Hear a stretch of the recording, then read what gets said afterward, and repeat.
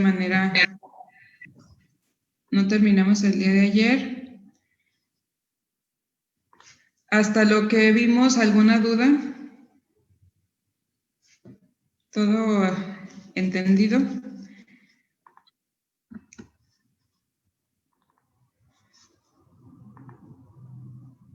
No, doctora. ¿No entendieron nada o sí? No hay dudas. Bueno. Entonces nos quedamos con nos quedamos en el CIPAP de burbuja. Habíamos visto que CIPAP de burbuja, pues hay diferentes maneras de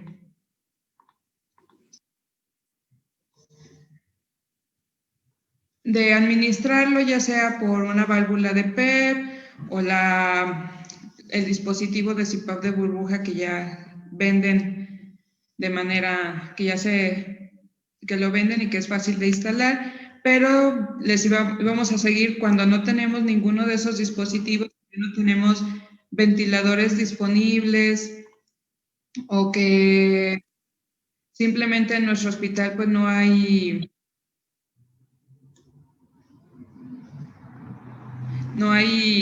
a lo mejor la válvula de PEP o no hay este dispositivo de CIPAP de burbuja. ¿Qué es lo que podemos hacer? Podemos nosotros hacer nuestro propio CIPAP de burbuja. Solamente necesitamos un frasco de solución de agua inyectable, y vamos a hacer nuestra regla. Acá habíamos visto que lo que nos va a determinar la presión es el pivote que entra al agua. Acá en el CIPAP de burbuja artesanal, lo que nos va a determinar la presión es qué tan profundo yo meto el tubo corrugado. Entonces van a tener que hacer su regla. Aquí cómo van a poner los números. El nivel donde va a quedar el agua debe de ser el 0 y según va aumentando la profundidad del agua va a ir incrementando los números. Entonces 0 donde tengo el nivel del agua, 1, 2, 3 hasta 7 o 10 dependiendo cómo lo quieran graduar ustedes, y por centímetros. Entonces va a ir 0, 1, 2, 3, 4, 5, 6, 7, 8, 9, 10 y ya vimos que pues vamos a iniciar con una presión de 6 a 7. Entonces mi tubo corrugado lo voy a introducir que la parte donde inicia mi tubo corrugado quede en el número donde yo quiero la presión. Si quiero una presión de 6, mi tubo corrugado debe de llegar hasta el 6. Si quiero una presión de 7, pues hasta 7.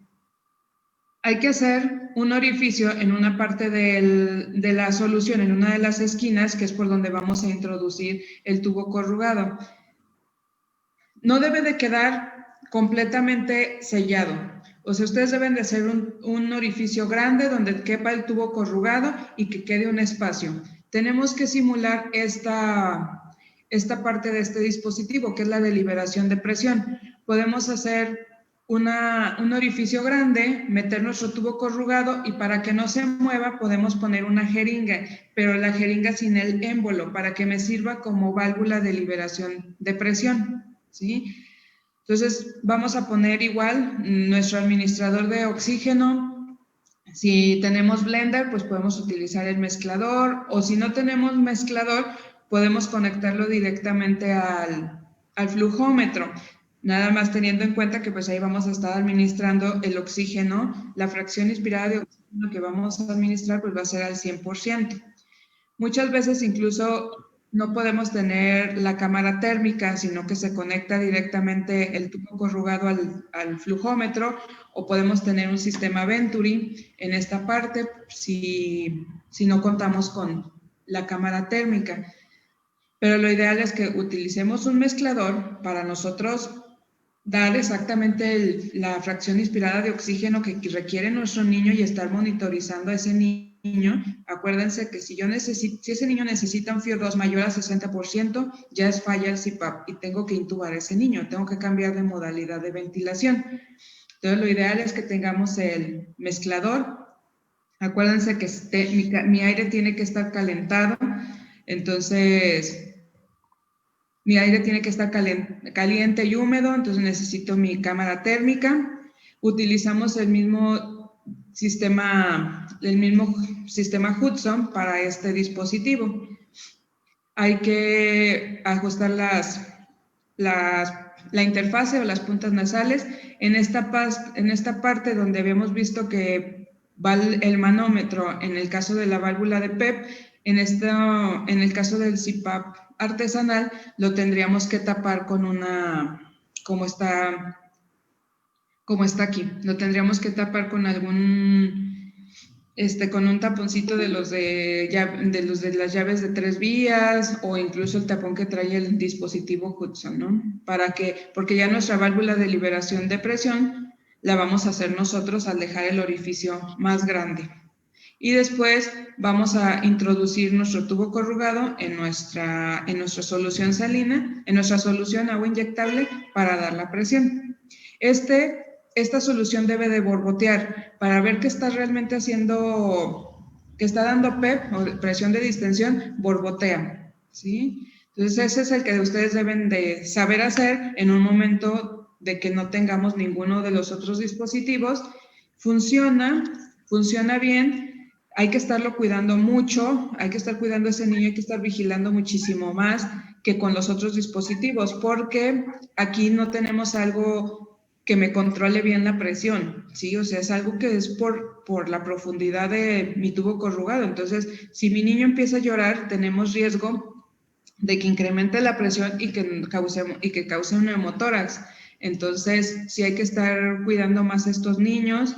Acá pues tenemos una presión un poco más controlada. Acá también, no se diga, cuando lo tenemos conectado a un ventilador, pues es una presión más controlada. Entonces, en el caso de un CPAP artesanal, pues sí puede haber muchas variaciones de presión.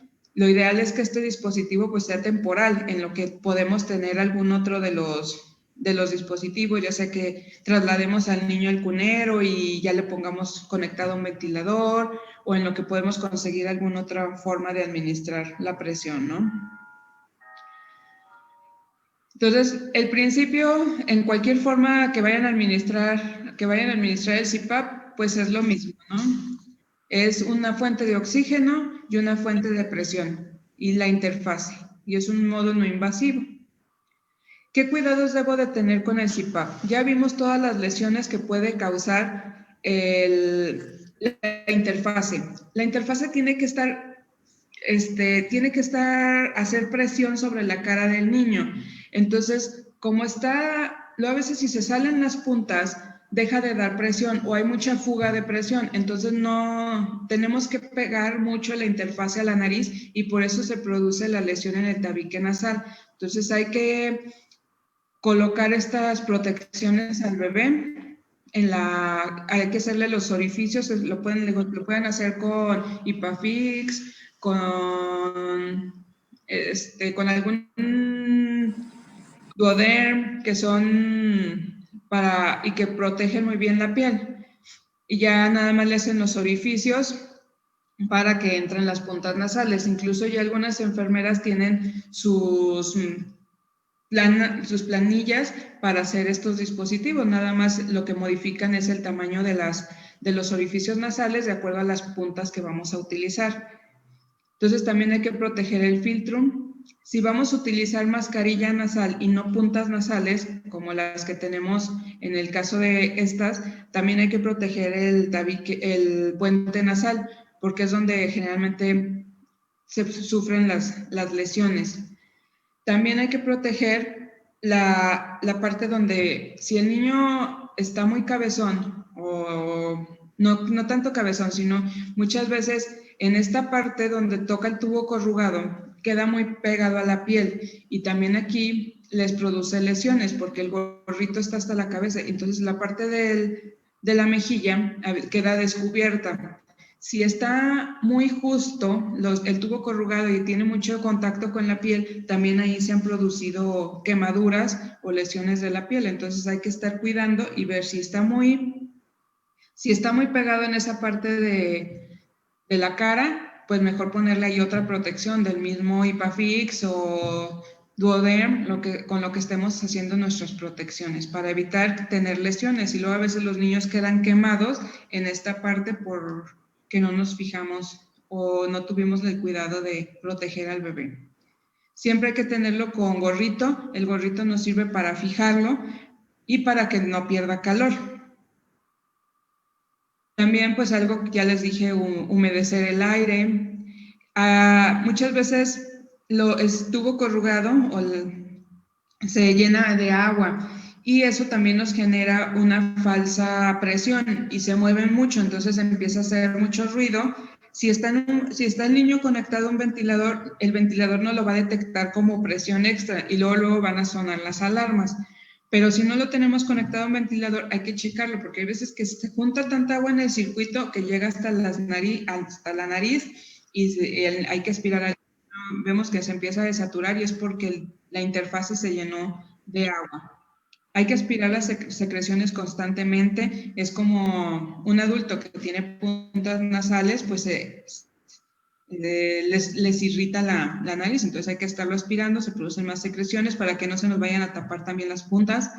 Lubricar la nariz, podemos utilizar solución salina para estar lubricando antes de colocar las puntas nasales, o podemos utilizar, si vemos que está demasiado irritada esa narina, podemos utilizar Iliadin una vez al día para tampoco que nos vaya a causar un efecto vasoconstrictor para lubricar. Hay que cuidar que no se nos vaya a distender el abdomen. Entonces hay que poner una sonda orogástrica, ya habíamos visto ayer, que esté siempre abierta. Si nuestro niño va a estar en ayuno, que siempre esté abierta para que esté drenando el aire que está pasando al estómago. Si nuestro niño ya está comiendo, lo que podemos hacer es que le damos de comer al bebé y 1 hora antes de que sea la siguiente toma, los niños comen cada 3 horas.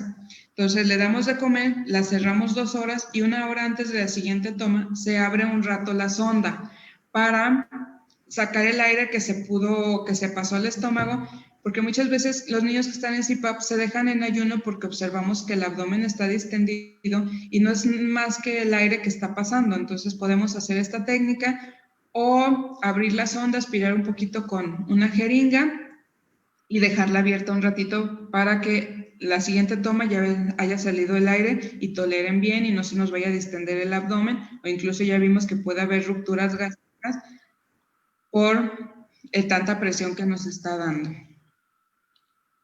Entonces les digo, las cánulas nasales, esta parte es la que hay que proteger. La fijación, muchos dispositivos ya traen su fijación. Este es del CyPAP, ya viene con su fijación. Entonces es más fácil colocar cuando ya vienen con este dispositivo, porque trae su velcro, ya está exactamente localizado dónde vamos a poner los tubos corrugados, trae las tiritas para sostener la mascarilla nasal. En este caso pues también tiene su velcro, su gorrito. Este es del Drager, del ventilador Drager.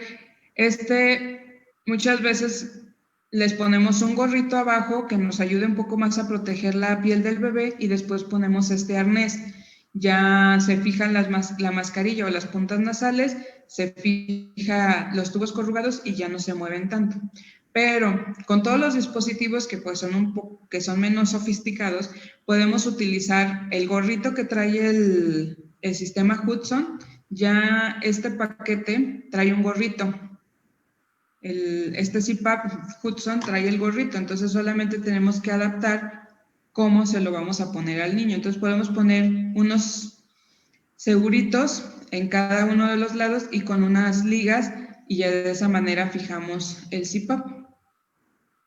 Nada más les digo, proteger esta parte, proteger donde toca el tubo corrugado. Aquí le pusieron unos velcro en la parte final de las puntas nasales para que no tocara la piel. Eso no lo trae todo, nada más hay que fijarse, hay que ver cada niño dónde necesitamos poner la protección. No es que se ponga todo, sino cada niño en particular, ver qué protecciones extra necesitamos poner. Entonces, ¿cómo vamos a ver que nuestro niño está respondiendo bien al uso de CPAP? Nuestro niño cada vez va a ir disminuyendo la necesidad de de la fracción inspirada de oxígeno, le digo, podemos llegar hasta el 21% y que nuestro niño sature por encima de 90%, que no sobrepase 94%.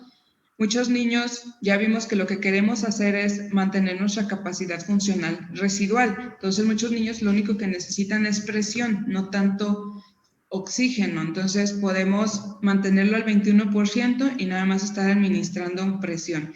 Entonces, según vaya disminuyendo la fracción inspirada de oxígeno, quiere decir que está teniendo una buena evolución. Si nuestro niño reduce el trabajo respiratorio, si era un niño que le pusimos el CPAP porque estaba demasiado polipneico, una taquipnea que tenía frecuencias respiratorias hasta de 90 a 100, le colocamos el CPAP y desciende su frecuencia respiratoria a 60, 70, entonces es un niño que estamos viendo que nos está mejorando, hay que esperar un rato más, pero pues está disminuyendo la causa por la que se puso el CPAP, ¿no? Entonces, también muchos niños están jalando, tienen demasiado tiraje intercostal, se están quejando, entonces vemos nada más que inmediatamente que les ponemos el CPAP, disminuyen esos síntomas. Entonces, es un dato que está mejorando, hay que ver nuestra radiografía. Sí, les dije que pues hay patologías en las que tienen un volumen pulmonar disminuido, o sea, tienen 7, 6 espacios intercostales. Después de un rato de tener el CPAP, ya vemos que se incrementó el volumen pulmonar a 8, pues estamos teniendo una adecuada respuesta. Si la causa por la que pusimos o colocamos el CPAP fue por apneas, que ya se disminuya la frecuencia de las apneas. Y algo importante con el CPAP, el niño tiene que estar confortable. El CPAP les causa mucha ansiedad y vemos a los niños con CPAP de repente que están demasiado ansiosos, inquietos. Entonces hay que ver qué tenemos que hacer para mantenerlos en confort, que no estén inquietos, que no me estén llorando. Muchos están llorando porque están en ayuno, pero intentar poner un analgésico con ellos es solución glucosada. Darle unas gotitas de solución glucosada bioral, que él sienta lo dulcecito en la boca y eso les causa analgesia, los tranquiliza y ya nos deja que estén en confort y estén más tranquilos en el CPAP. Podemos utilizar algún sedante a dosis muy, muy bajas que no nos los vaya a deprimir, pero solamente en los niños que están demasiado inquietos, que vemos que están peleando demasiado con el CPAP, que no se ven confortables, pues podemos utilizar un sedante midazolam a dosis súper bajitas, fentanil a dosis muy, muy bajas, pero pues no es lo ideal, es intentar buscar otra manera de mantenerlos en confort. ¿Cómo nos vamos a dar cuenta que nuestro paciente pues no está respondiendo al CPAP? Que continúe con la dificultad respiratoria, que ya después de que vimos que ya checamos todo del CPAP y a pesar de eso, pues no mejora. Hay que descartar que no esté obstruida, que el sistema esté fallando. Primero tenemos que checar si nuestro paciente no está mejorando, no disminuye la dificultad respiratoria, no mejora la saturación o le toma una gasometría y sigue hipoxémico. Hay que checar primero el dispositivo, que esté bien colocado, que me esté dando buena presión, que estemos con la fracción inspirada de oxígeno adecuado. Si estamos con un CPAP de burbuja artesanal, checar que esté bien conectado. Muchas veces ustedes tienen tanto trabajo que la que lo pone es la enfermera, entonces checar que esté bien conectado. Una vez llegué a la toco y un niño que me decían es que no mejora, sigue con dificultad. Lo veo y tenía la columna de números estaba al revés. Entonces el tubo corrugado supuestamente estaba en 6, pero como habían hecho las reglas al revés, estaba en 3, o sea, tenía una presión de 3, o sea, realmente no le estábamos dando nada de presión.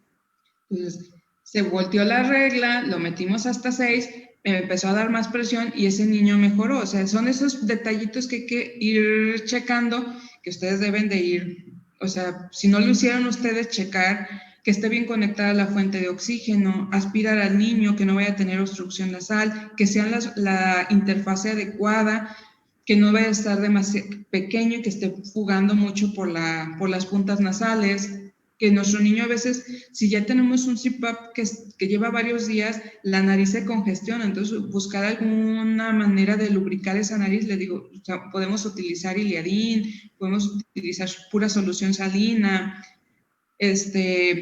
para ayudarle a la nariz, ¿no?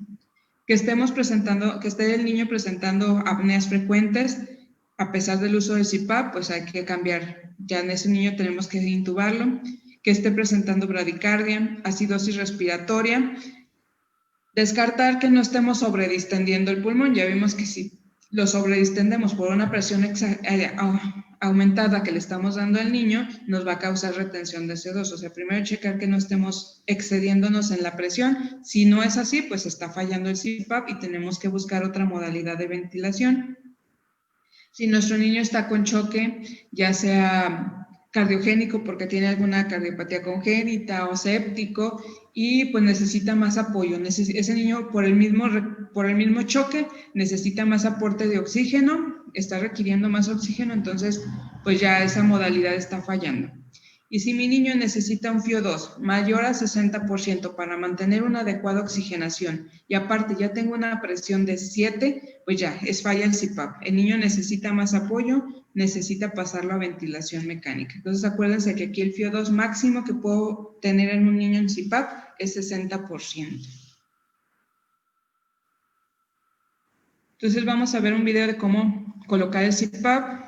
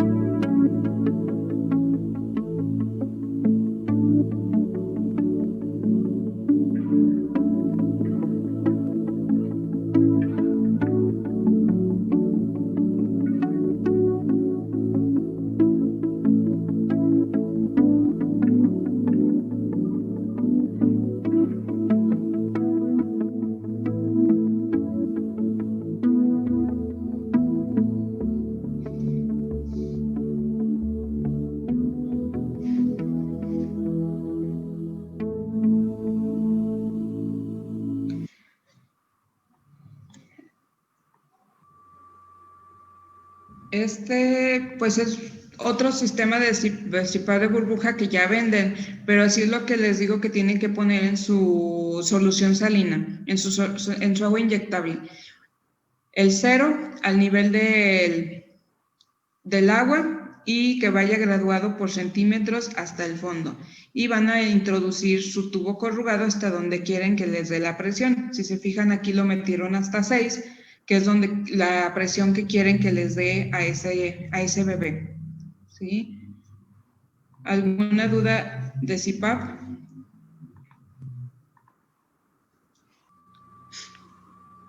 Entonces, el CPAP es muy práctico. Muchos niños con el puro CPAP es más que suficiente para responder, porque o sea, muchas veces lo que necesita el niño, ya se los he repetido varias veces, es presión. Entonces, a veces nada más necesitan el CPAP, un poco de presión, no tanto FIO2, y responden rápido. Sí, pero sí hay que estar vigilando. Es frecuente que desarrollen neumotórax por el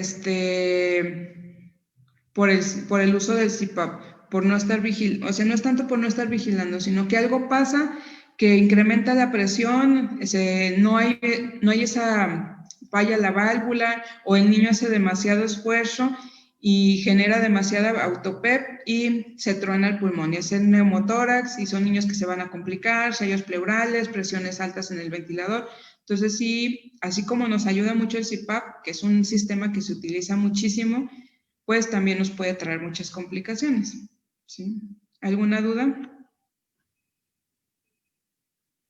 Yo, doctora, ya tenemos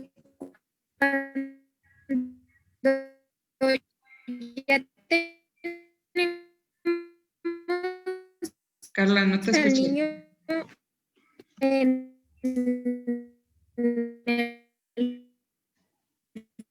el 2 al 21 con una presión de 5 y ya no hay datos de... Perdón, Carla, es que no, como que se cortó y no te escuché. ¿Me lo puedes repetir tu pregunta? Sí. Si ya tenemos al niño con el FIO2 al 21% y con la presión al 5, que eran los valores mínimos, Sí. y ya no hay tanta dificultad respiratoria, ¿cuánto nos esperamos para quitarle el CPAP? Y a qué, o sea, si se lo quitamos, ¿lo dejamos con puntas o ya con oxígeno a flujo libre? Si ya tu niño no tiene dificultad respiratoria, la razón por la que le pusiste el CPAP ya se revirtió, o sea, ya no tiene dificultad. Tienes el FIO2, a lo mejor no te tienes que esperar al FIO2 al 21. O sea, si ya lo tienes al 25, al 30% y tu presión al 5, se lo puedes retirar. Yo generalmente me espero, si que ya veo a mi niño bien, por lo menos me espero otras 8 horas más, que se mantenga estable, y ahora sí se lo retiro. Y siempre a mí me gusta pasarlos a puntas, pero va a depender mucho del niño. Un niño de término, lo más seguro es que lo puedas pasar, a lo mejor no a flujo libre, pero sí a cámara cefálica, que le dé un poco más de concentración de oxígeno, o a puntas nasales. Pero si es un prematuro, a puntas nasales. Lo tienes que pasar a puntas nasales para que le dé un poquito más de presión, un poquito más de concentración de oxígeno. Va a depender mucho del niño. ¿Sí? Si es prematuro, casi siempre es a puntas. Por ejemplo, si lo pasamos a puntitas, ¿tenía que ser con la misma FIO2 que se quedó o lo tenemos que incrementar un poco por el dispositivo? No, con la misma FIO2. Si tienes la fortuna de tener también un mezclador para puntas nasales, con el mismo FIO2 que lo tenías en CPAP, es más que suficiente. ¿Sí? ¿Alguien más? Bueno, pues vamos con el siguiente tema.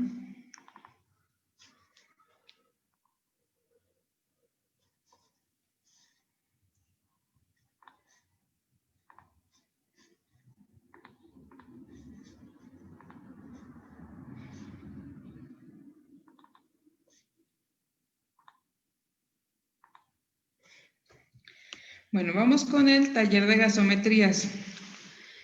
Primero les voy a explicar yo cómo interpretar una gasometría y después vamos a ver varios resultados, varias gasometrías, ¿sí? Entonces, una gasometría es una medición de los gases disueltos en sangre, se realiza por medio de un gasómetro y se utiliza tanto para patologías respiratorias cuando sospechamos que el niño tiene alguna alteración ácido-base.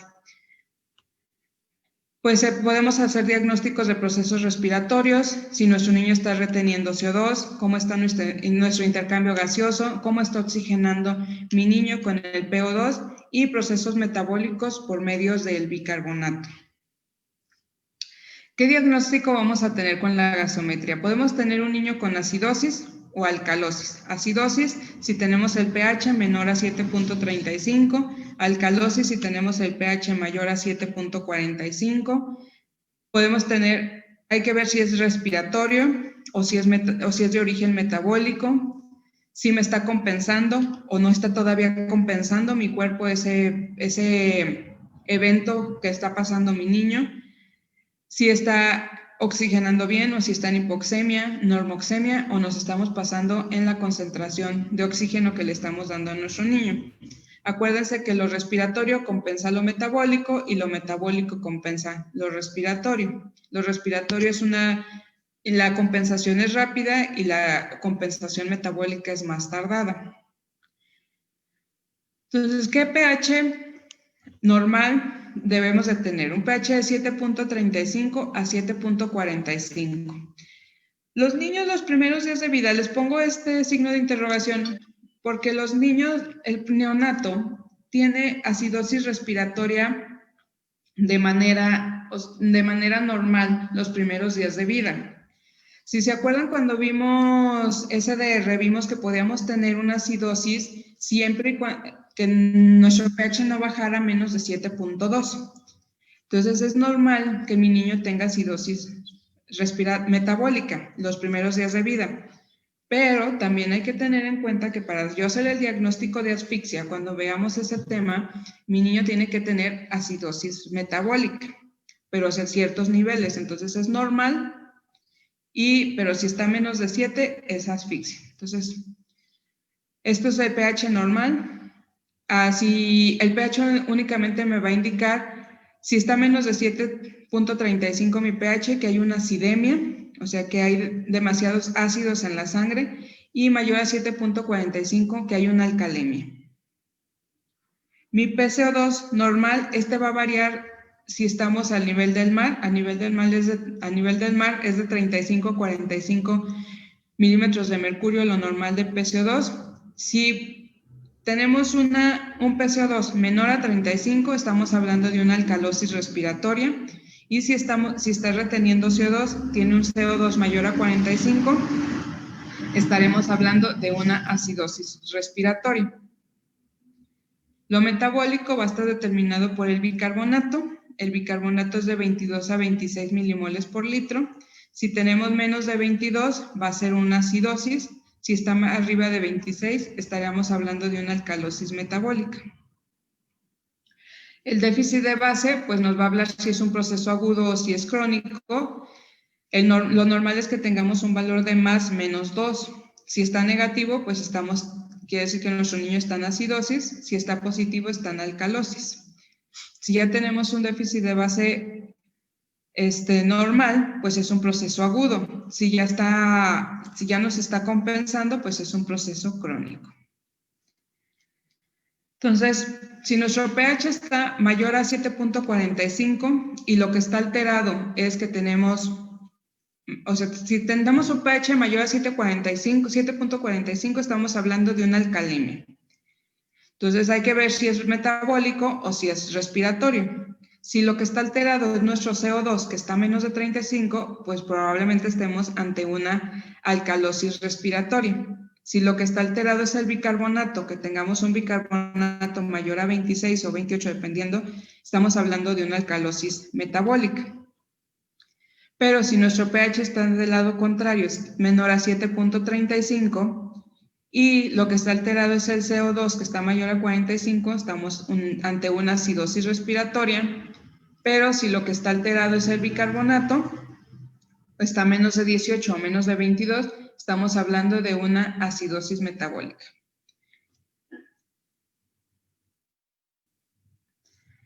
¿Cuándo vamos a hablar de un equilibrio ácido-base? Cuando tengamos un pH normal, entre 7.35, que nuestro PCO2 esté dentro de lo normal, de 35 a 45, nuestro bicarbonato esté de 22 a 26 y nuestro déficit de base o nuestro exceso de base esté en más o menos 2. Para ver si está con algo que leí ayer cuando estaba revisando, es una acidosis metabólica. Cuando es metabólico, tanto el bicarbonato como el pH van a bajar. O sea, siempre van de la mano. Cuando estamos ante un proceso metabólico, pH y bicarbonato bajan al mismo, se modifican al mismo.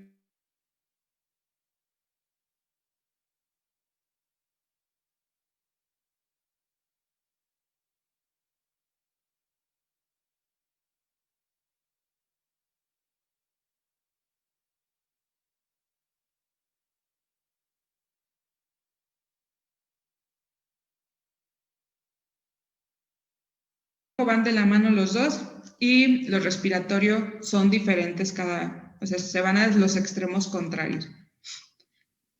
Así sería una forma fácil para saber, se me hizo práctico para ver si es respiratorio o metabólico. Entonces, la acidosis metabólica ya vimos que es un bicarbonato bajo y un déficit de base negativo. Vemos esta gasometría, es de un recién nacido. Vemos nuestro pH. Tiene este niño un pH de 7.04. Entonces, mi pH está por debajo de 7.35. Entonces, estamos hablando de que hay una acidemia en la sangre. O sea, no nos está compensando. Hay demasiados ácidos en la sangre. Después nos vamos a ver nuestro CO2. Bueno, nuestro CO2 pues está elevado, está arriba de 7.35, entonces mayor a 45, entonces hay que ver pues es respiratorio o es metabólico. Pero si se fijan, mi bicarbonato está en 12.5, pues está muy por debajo de lo normal y mi déficit de base está muy negativo, lo tenemos en menos 17. Entonces esta gasometría, ahorita vamos a hablar de las compensaciones, pero esta gasometría estamos hablando de una acidosis metabólica. Tenemos pH bajo, bicarbonato bajo y déficit de base negativo. ¿Cuáles son las causas de acidosis metabólica? En el niño casi siempre es por depresión de volumen. Los primeros días de vida, les digo, es normal una cierta acidosis metabólica, secundario a esa pérdida de líquido que estamos teniendo los primeros días de vida, que es normal, pero podemos tener por ayuno, una acidosis con elevación de lactato por hipoxia, en el caso de choque séptico, isquemia mesentérica.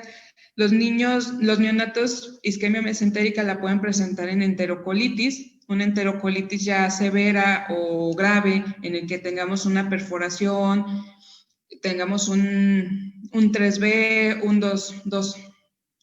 un 3A o 3B, en lo que ya tenemos alteraciones o ya tenemos una perforación, pues podemos tener una isquemia mesentérica. En el caso de hipoxia, niños con choque hipovolémico, niños que tienen una hemorragia intraventricular masiva pueden llegar a tener un choque secundario a ese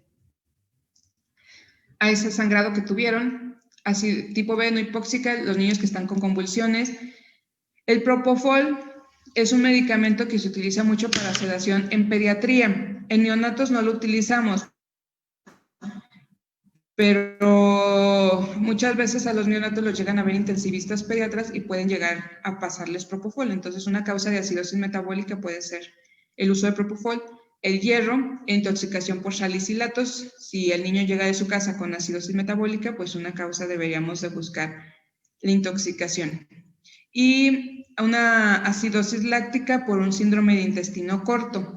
El síndrome de intestino corto son aquellos niños o que tuvieron alguna malformación intestinal, una atresia intestinal, que tuvieron que hacer una resección importante de intestino, que quedan con una pequeña porción nada más de intestino. Esos son niños con pérdidas altas, entonces pueden tener acidosis metabólica, o los niños con enterocolitis que tuvieron una necrosis importante y dejaron un intestino muy corto. Por una menor excreción de ácidos, igual que los adultos, una falla renal avanzada o una falla renal aguda puede darnos una acidosis metabólica, insuficiencia hepática, pérdidas de bicarbonato y niños con diarrea, recién nacidos con diarrea, niños con alergia a la proteína de la leche de vaca que tienen diarreas importantes con moco, con sangre, o niños con intestinos cortos que tienen una yeyunostomía, una ileostomía de alto gasto, que tienen muchas pérdidas por las evacuaciones tan líquidas que tienen, pues puede ser una causa, o fístulas biliares y pancreáticas, los niños con atresias de vías biliares, niños posoperados de páncreas anular, que nos dan algunas estenosis duodenales y pueden quedar con fístulas. Pueden ser esas las causas de las pérdidas aumentadas del bicarbonato. Entonces, la acidosis metabólica, vamos a ver en nuestra gasometría un pH bajo, bicarbonato bajo y un déficit de base muy negativo. La alcalosis metabólica, pues es lo contrario. Vamos a tener el bicarbonato alto y el déficit de base positivo. Aquí tenemos un pH que está dentro de lo normal, 7.40, quiere decir, ahorita vemos si está compensado o no, quiere decir que no tenemos tantas bases circulando, que se alcanzó a compensar el pH, pero vemos que nuestro bicarbonato pues está muy encima del 26, que es lo máximo, y nuestro exceso de base o nuestro déficit de base está positivo, tenemos 10.5. ¿Cuáles son las causas? Niños que tenemos con infusión continua de bicarbonato o niños que se les administró bicarbonato y a lo mejor no necesitaban una corrección, o cuando se hace mal una corrección con bicarbonato, hemólisis, niños que tienen incompatibilidad a grupo o a RH, que hay una hemólisis aumentada en la sangre, pues pueden desencadenarla. Los niños que tienen suplemento de carbonato de calcio, que es raro en los recién nacidos, pero a lo mejor tienen una hipocalcemia congénita por algún defecto y están con suplementos orales. Los niños que se les transfunde y que el anticoagulante tiene algún citrato. La nutrición parenteral, niños crónicos que tienen ya mucho tiempo con nutrición parenteral, es otro riesgo. Vómitos, niños con hipertrofia congénita o hipertrofia congénita de píloro, que la característica son vómitos que van incrementando en frecuencia, pues pueden llegar a urgencias con una alcalosis metabólica. Aspiraciones nasogástricas, los niños igual crónicos que están hospitalizados y que están intubados mucho tiempo y que se están aspire y aspire y aspire, pues pueden ser otra causa. Y algo muy frecuente en estos niños son el uso de diuréticos. Los niños displásicos o que tienen displasia broncopulmonar, que estuvieron intubados mucho tiempo, que tienen un daño pulmonar severo, se manejan con diuréticos, espironolactona e hidroclorotiazida o furosemida y espironolactona. Entonces, esos niños pueden llegar a tener alcalosis metabólica secundaria al uso de estos diuréticos. Y es muy común los niños crónicos con displasia verlos con alcalosis metabólica.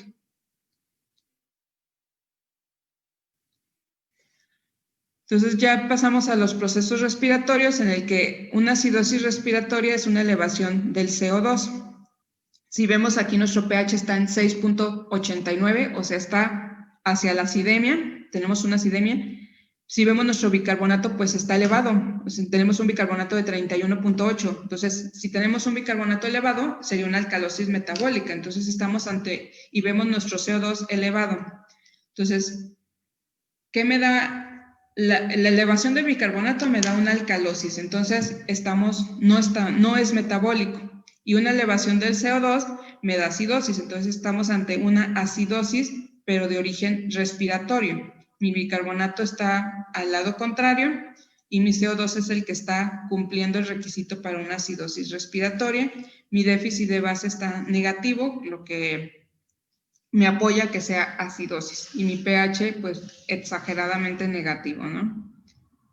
Entonces, elevación del CO2, pH negativo, pH en acidemia, y mi bicarbonato pues está hacia el lado contrario. Ahorita vemos si esta gasometría está compensada.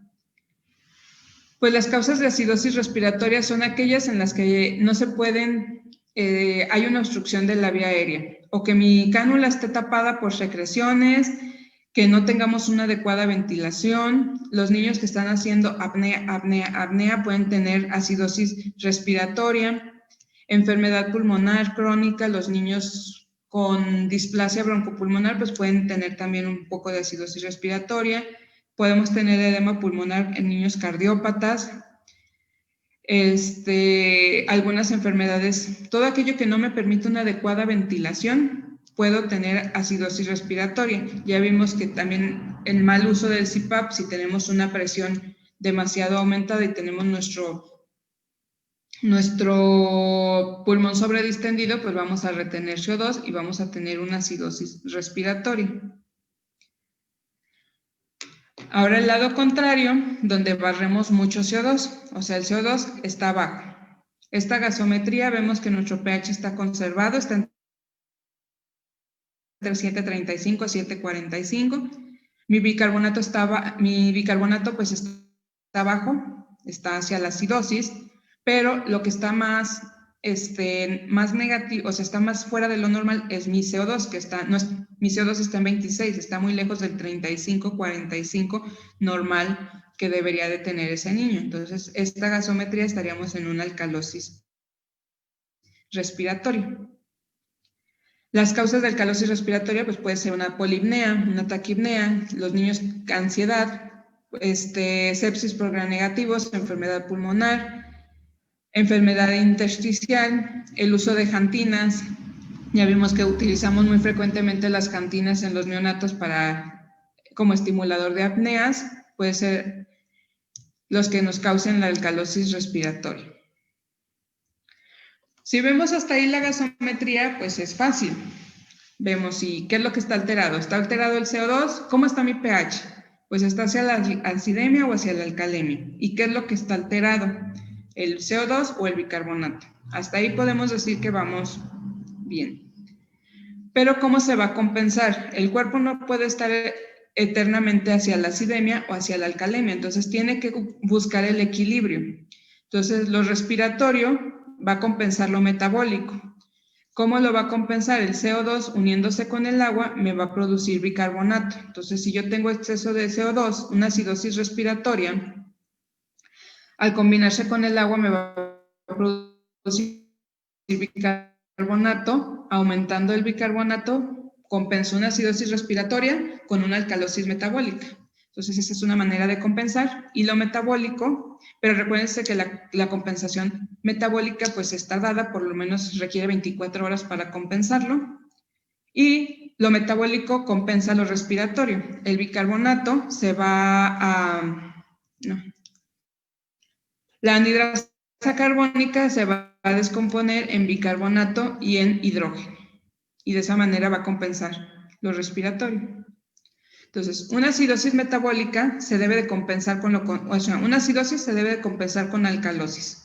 Entonces, si mi niño está en acidosis metabólica, lo que el cuerpo va a hacer es una alcalosis en el otro sistema. Va a haber un descenso de CO2 haciendo una alcalosis respiratoria para intentar compensar esta acidosis metabólica.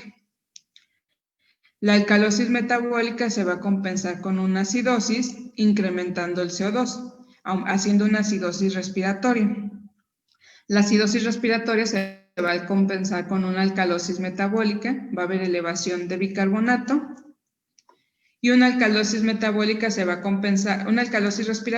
compensar con una acidosis metabólica, con descenso del bicarbonato. Hay diferentes fórmulas para nosotros ver si está compensado, si no está compensado nuestro problema ácido base que tiene nuestro niño. Veamos esta gasometría, en la que nuestro pH ya vimos que está hacia la acidosis. O sea, tenemos un pH de 7.04, nuestro niño está en acidemia. Pero también tenemos el CO2 elevado, o sea, nos hace pensar, ¿es metabólico o es respiratorio? Y mi bicarbonato está bajo, o sea, y aquí quiero saber, ¿es metabólico o es respiratorio? Tanto el CO2 como el bicarbonato están alterados y mi déficit de base está negativo. Entonces, vamos a ver si mi gasometría está compensada. Esta es mi fórmula para ver. Ya vimos que una acidosis metabólica se va a compensar con una alcalosis respiratoria. ¿Qué CO2 necesito tener para que mi gasometría esté compensada? Entonces, mi PCO2 esperado voy a hacer la sustitución de la fórmula, 1.5 por el bicarbonato que tiene mi niño, que es 12.5 más 8. Para yo decir que mi gasometría está compensada, mi acidosis metabólica está compensada, necesito tener un CO2 de 26 más menos 2, o sea, de 24 a 28. Y tengo un CO2 de 47. Entonces, quiere decir que no está compensada mi gasometría. Y estamos ante un proceso mixto. Tengo una acidosis metabólica y una acidosis respiratoria. Entonces, en este caso, pues no está compensado y estamos ante un proceso mixto, porque mi pH está hacia lo negativo, mi CO2 está alterado, mi bicarbonato está alterado, mi déficit de base está muy negativo. En este caso, no tenemos una acidosis metabólica pura, sino estamos hablando de una acidosis metabólica más una acidosis respiratoria. ¿Sí queda claro cómo vamos a este caso? Ahí nos muestran 2 CO2 y 2 de déficit de base. ¿Cuál sabemos cuál vamos a tomar? Depende de tu gasómetro. Siempre vas a utilizar el bicarbonato activado y vas a utilizar el déficit de base que tiene la B. Todas las gasometrías vienen, bueno, es que este gasómetro es un gasómetro que te marca muchísimas cosas. De hecho, se las corté porque te marca electrolitos y todo. Entonces te marca, pero siempre vas a utilizar tu bicarbonato activado y tu déficit de base, el que dice básico. ¿Sí? Gracias. Y acá, en este caso, acá la saturación viene acá abajo de 70.6%. Lo más seguro es que esta gasometría sea venosa. Ahora vamos a este caso, en el que dimos el diagnóstico de una alcalosis metabólica. Vimos que nuestro pH está dentro de lo normal, mi CO2 está alto, o sea, estamos sospechando que probablemente sea una acidosis respiratoria, ¿no? Y mi bicarbonato también está alto. Entonces, ¿ante qué problema estamos? ¿Ante un problema respiratorio o ante un problema metabólico? Si estamos sospechando que mi pH está está más desplazado hacia la alcalosis, ¿no? No está 7.38, 7.36, sino se está desplazando un poco más hacia la alcalosis. ¿Sí me explico? Pues está más pegado al 7.45 que al 7.35, ligeramente. Entonces, vamos a ver si es una alcalosis metabólica. Una alcalosis metabólica la voy a compensar con una acidosis respiratoria. Entonces, ¿cuál es mi CO2 esperado para este bicarbonato que tengo? Vamos a sustituir la fórmula de mi PCO2 esperado, 0.7 por mi bicarbonato más 21, que es 47.3 más menos 2. De acuerdo a este bicarbonato que tengo, yo debería de tener un CO2 entre 45 y 49 para que estuviera compensado. Y tengo un CO2 de 61. Entonces no estamos ante un proceso metabólico puro. Está descompensada, aunque tengamos un pH normal, está descompensado. Y estamos ante una alcalosis metabólica y una acidosis respiratoria. ¿Sí? ¿Dudas en este ejemplo?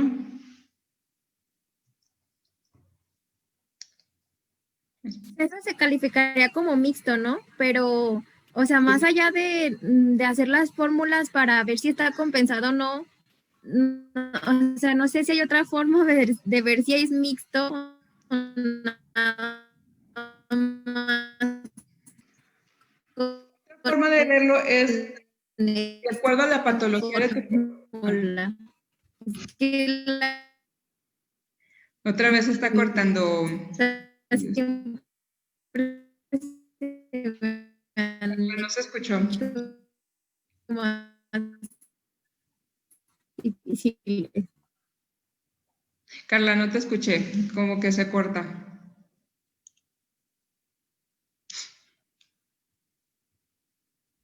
Carla, no, es que no te entendí, se volvió a cortar. Ah, es que como que las tetas que son mixtas. Ajá.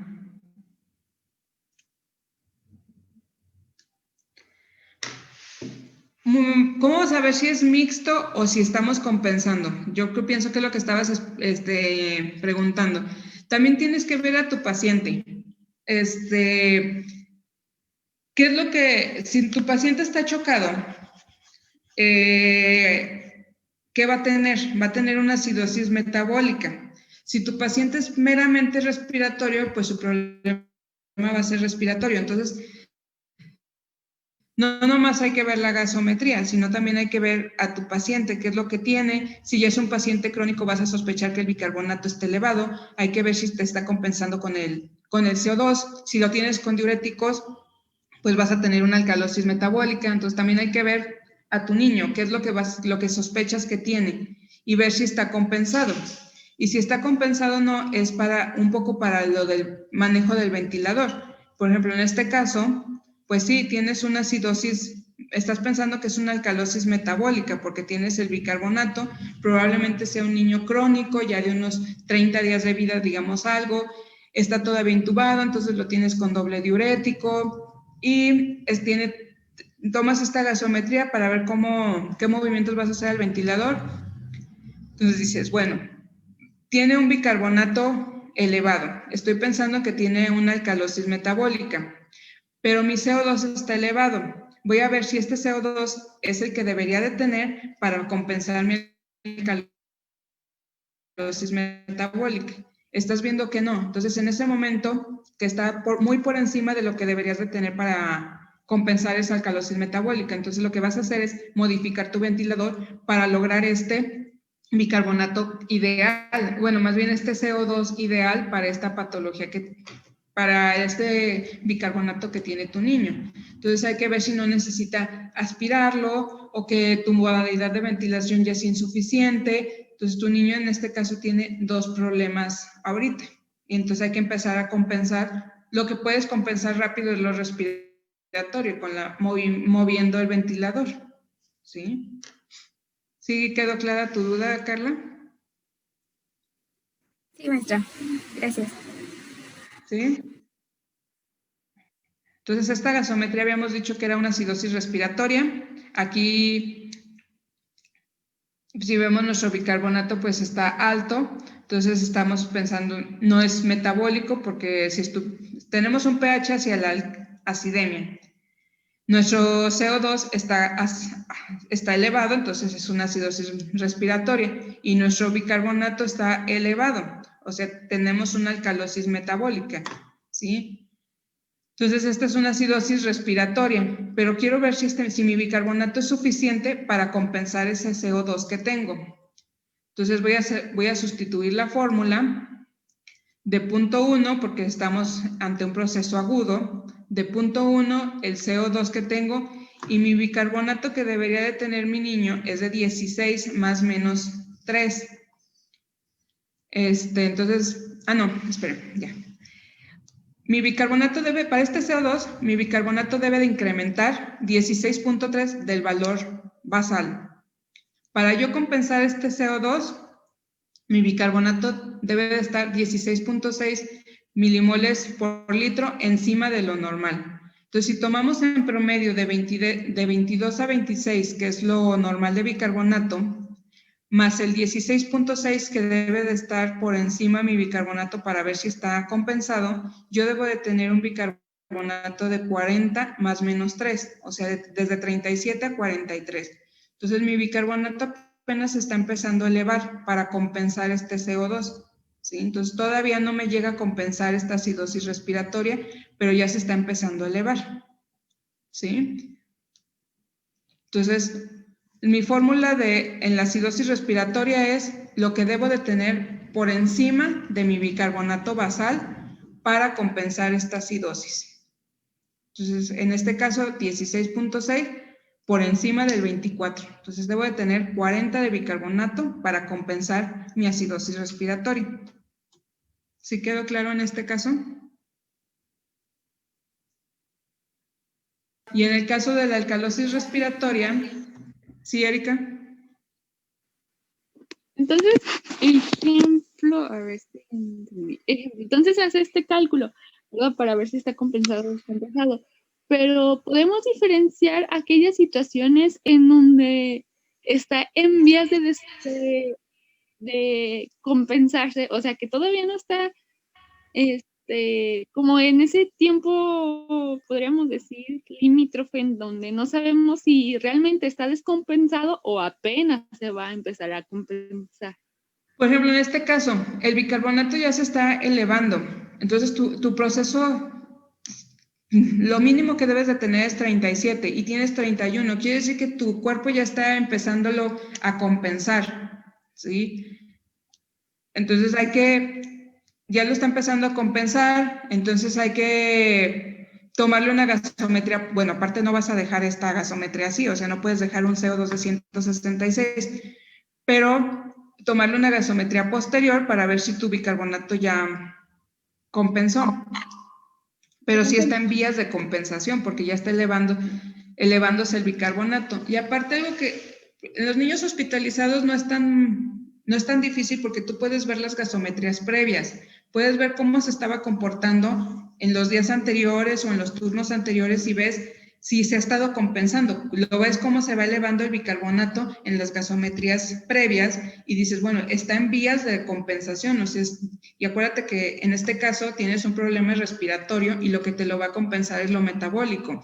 Entonces, se tardan 24 horas en compensar el bicarbonato. Entonces, si tú ves tus previas, vas viendo cómo se ha estado elevando el bicarbonato y se está compensando. Entonces, dices, se me está compensando mi problema respiratorio, ¿sí? Uh-huh. Este caso es extremo en el que les digo, no podemos dejar este pH y este CO2 así, o sea, tenemos que actuar a nivel respiratorio para bajar este CO2, pero esa es una manera, ver gasometrías previas. Si eso es algo agudo, pues ustedes van a ver que no tenía esto, sino en la gasometría previa no estaba así nuestro niño. ¿Sí, Luis? No, entonces, para este caso, ¿cada cuándo nos recomendaría sacar una gasometría para evaluar la evolución? Por lo menos una vez por turno. Si es un paciente en agudo, o sea, es un paciente que se te acaba, un recién nacido, que son sus primeras horas de vida, en el que tú estás apenas empezándolo a compensar lo respiratorio, entonces por lo menos tienes que tomar gasometrías por turno para ver si la modalidad que lo tienes de ventilación es adecuada.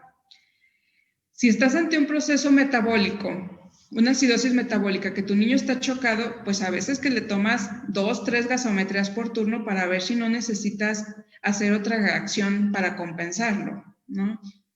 Si tienes un niño crónico que ya tiene un mes intubado, a veces les tomamos una gasometría al día, porque no se va a modificar mucho tu gasometría. Ya es un niño que ya encontraste la modalidad de ventilación en la que está ayudando a tu niño y lo único que tienes que hacer es tener paciencia a que madure, a que suba un poquito más de peso o que empiecen a actuar los diuréticos o el esquema de esteroides si estás ante una displasia broncopulmonar. Entonces, con los crónicos generalmente es una vez al día, en la etapa aguda es por turno, a veces hasta 2, 3 por turno. Pero si estás así, por ejemplo, esta gasometría, no me voy a esperar al siguiente turno. En mi turno le tengo que tomar otra gasometría, incluso hasta 2 horas después para ver si ya este pH lo compensé, si este pH ya está normal y este CO2 ya me bajó.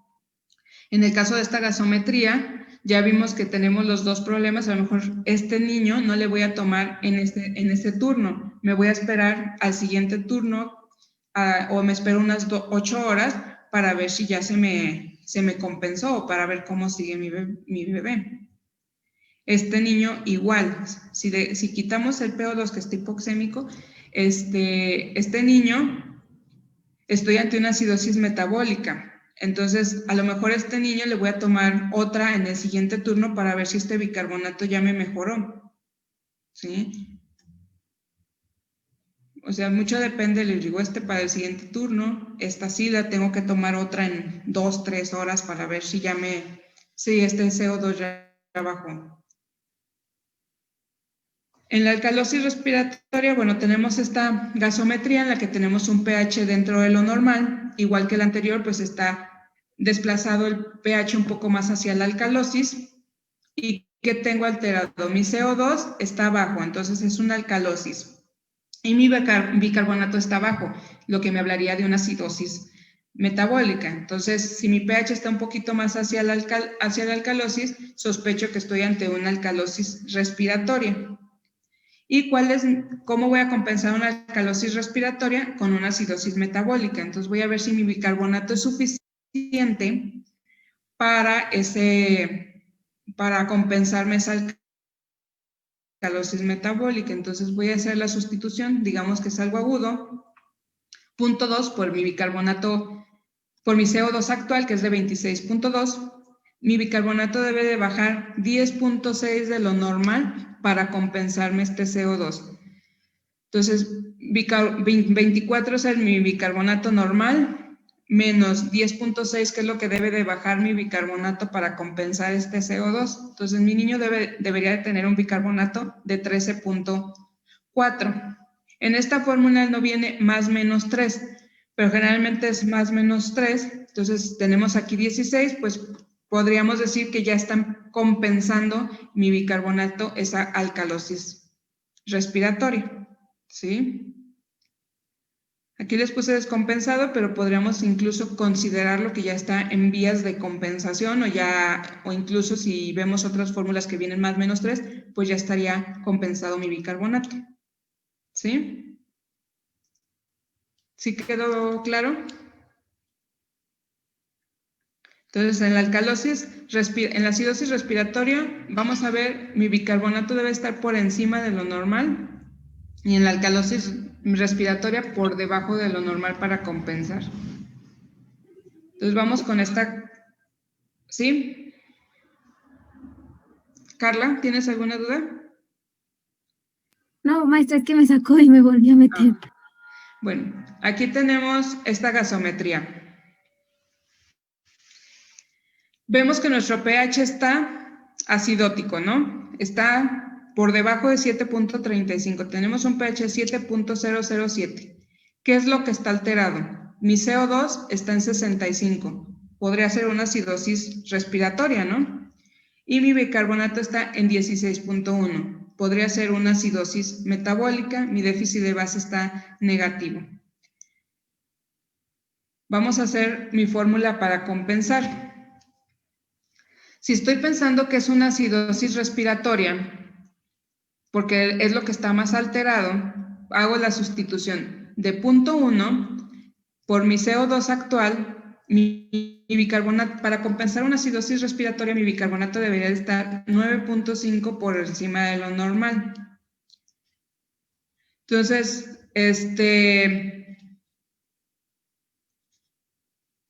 aquí me equivoqué, perdón.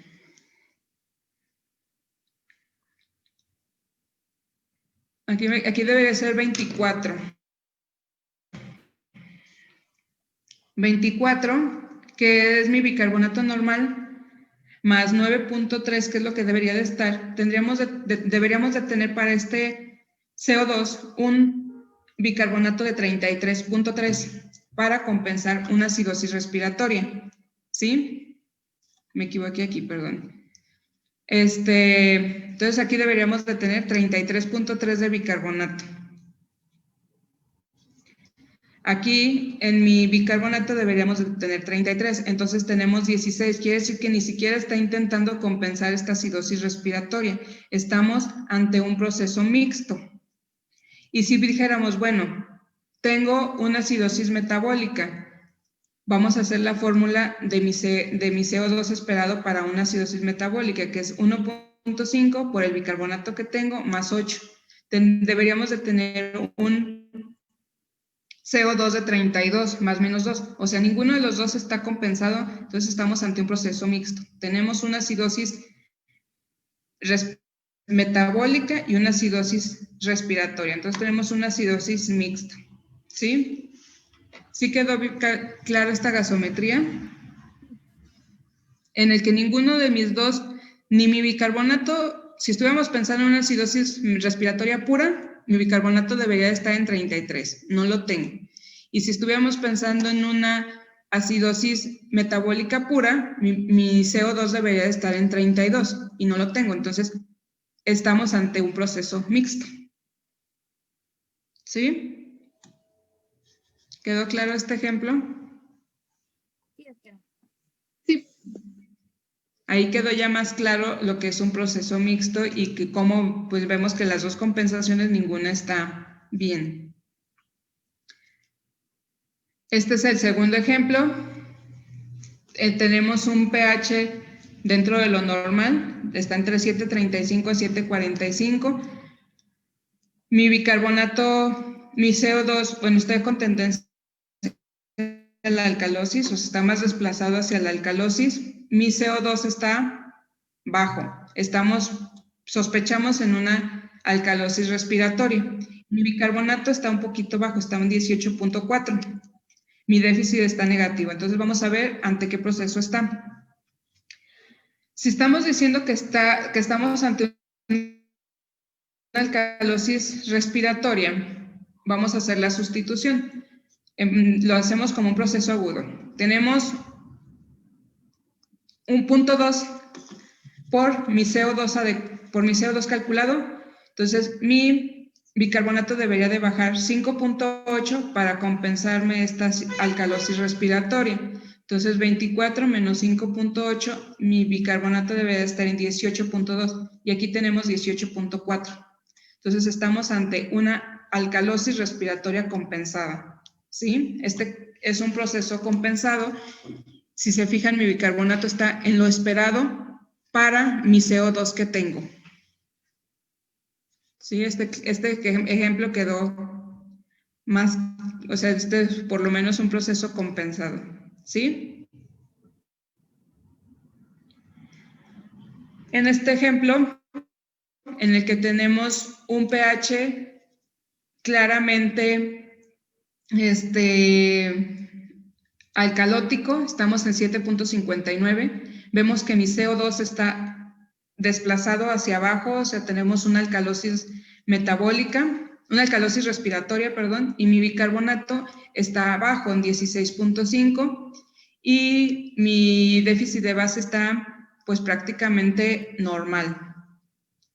No se fijen en lo de atrás, es que es una gasometría real que tuve este fin de semana y está con los valores que tenía el ventilador. Entonces, ahí el diagnóstico que le pondríamos sería una alcalosis respiratoria. Vamos a ver si mi bicarbonato está compensado. ¿Cuánto debe de bajar mi bicarbonato para ese CO2? 0.2 por el CO2 que tengo. O sea, mi bicarbonato debe de bajar 3.4 para compensar ese CO2. Entonces, 24 menos 3.4, mi bicarbonato debería de estar en 20.6. Si lo consideramos más menos 3, pues debería de estar entre 17 y 23 para compensar este CO2. Entonces, está más bajo de lo esperado, entonces estamos ante una alcalosis respiratoria y una acidosis metabólica. ¿Sí?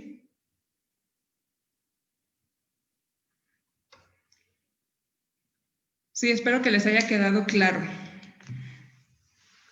Doctora, yo no entendí ahí por qué era la acidosis metabólica. Porque, o sea, tienes un pH hacia lo alcalino, ¿sí? y tu CO2 está bajo, entonces sospechas que es una alcalosis respiratoria. Haces tu fórmula de cuánto debe de bajar el bicarbonato para compensar este CO2 que tienes y te debería de quedar un bicarbonato de 20.6 y tienes 16.5. O sea, no está lo suficientemente, o sea, bajó, pero bajó más de lo que debería, ¿sí? Tú deberías de tener 20, dejémoslo así en 20. Entonces, tu bicarbonato está en 16. Entonces, sí te debe de bajar tu bicarbonato para compensar este CO2, pero está más bajo de lo esperado. Entonces, tienes una acidosis metabólica también agregada. Que si a lo mejor le tomas una gasometría posterior, lo podrías ver si ya está, que a lo mejor este bicarbonato está en vías de compensación y la siguiente gasometría ya te subió al 20 que necesitas, ¿no? Pero así viendo esta gasometría en este momento, tienes los dos procesos, porque tu bicarbonato no está en lo que debería de estar para compensar este CO2. ¿Sí quedó claro? Sí. Sí. Entonces, ¿alguna duda? Maestra, Sí. en caso de que quisiéramos leer un poquito más para aclarar bueno, sí tenía más o menos, pero me quedan algunas dudas. Si quisiéramos leer, ¿dónde nos recomendaría para sacar más información? ¿De las gasometrías? Sí, porque bueno, sí me entendí, pero a veces me queda duda. No, las gasometrías van a aprender hasta que estén viendo una y otra, porque cada gasometría es diferente. O sea, si se fijan, vemos esta y podríamos confundirla y vemos por qué esta sí está compensada, por qué esta no. Entonces, les voy a mandar un artículo que está práctico y que viene así por pasos de cómo puedan hacer la compensación. Hay otras fórmulas para compensar, para ver si está compensado, que es utilizando el déficit de base. Pero esto lo van a aprender hasta que vean una gasometría y otra y otra y otra y hagan el ejercicio de, a ver, ¿cuánto debe estar compensado? ¿Cómo está mi niño? Hasta que hagan eso lo vamos a entender bien. Realmente, ver una clase así de gasometrías no lo vamos a, o sea, no es, que es algo que tienen que estar repasando, pero viendo gasometrías diferentes. ¿Sí? Para que lo puedan entender, porque así unas solas ejemplos, pues sí les intenté hacerles que fueran así como significativas y eran las que, aparte las que tenían, para que vieran los diferentes procesos, cómo se compensa, cómo se no compensa, pero hasta que estén en el internado y vean una gasometría y otra, o siempre que ustedes que tengan, muchas veces no vemos las gasometrías y nos confiamos en lo que dice el médico de base y nada más. Si no, ustedes tengan la curiosidad de ver todas las gasometrías que toman en el internado, verla, analizarla, cómo está mi pH, qué es lo que está alterado, mi CO2 o mi bicarbonato, mi déficit de base cómo está, estoy sospechando que es algo metabólico, cómo debería de estar mi CO2, y siempre ver al paciente, o sea, no ver pura gasometría, ver a mi paciente. Si están en medicina interna y están ante un paciente con una cetoacidosis diabética, pues obviamente el niño, van a ver que va a tener el paciente un CO2 de 15 y un bicarbonato de 10, pues obviamente no van a pensar que es una alcalosis respiratoria, sino van a decir, bueno, mi paciente por la patología que tiene debe de tener una acidosis metabólica. Entonces, voy a hacer la fórmula de compensación para ver si está compensado mi CO2, porque ya sé que mi acidosis metabólica se compensa con una alcalosis respiratoria. Solo hay que hacer la fórmula si sí está compensando o no está compensando. ¿Sí? Sí, gracias. Entonces, solo viendo las gasometrías es como van a, una y otra van a entender.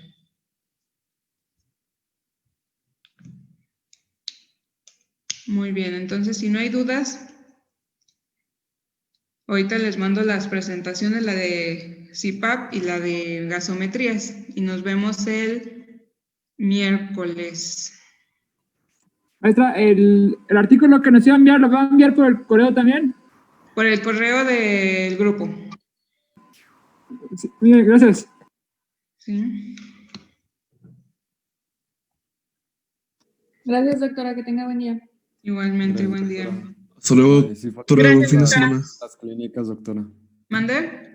Sí faltan mucho las clínicas, como que así Sí. queda todo medio en el aire.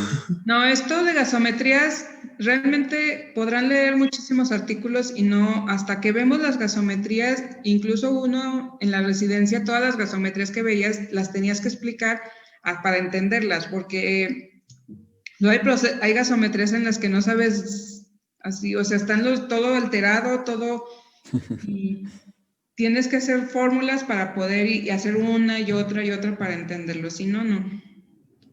Entonces sí Bueno, les entonces no hacen me falta preocupo las tanto. clínicas para poder entender esto. Pero en el internado lo van a ver muchas. Sale, gracias. De nada. Doctora, para el examen, ¿hasta qué tema va a venir? Hasta lo de respiratorio.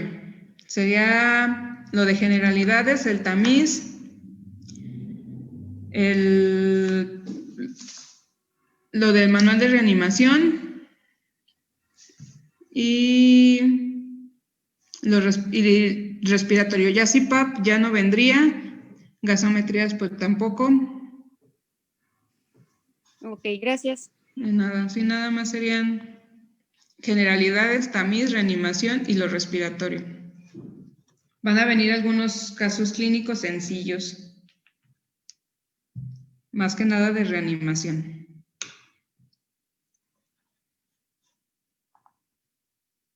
Gracias, doctora. Nada.